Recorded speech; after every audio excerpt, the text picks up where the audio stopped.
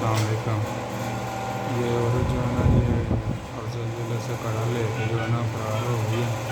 तो इसकी ये तस्वीर है, जिसके पास भी आए वो फ़ौरन हमसे रब्ता करे।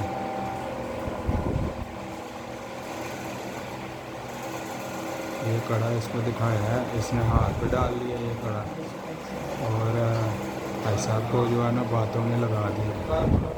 ठीक है, तो ये जिसके पास भी आए वो फ़ौरन हमसे रब्ता करे।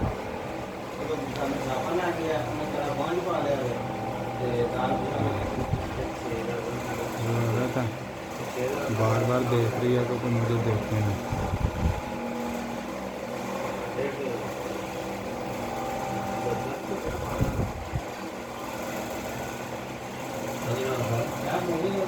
ये इसने छोटी अंगूठी ली है और बातों में लगा के तो फरार हो गई।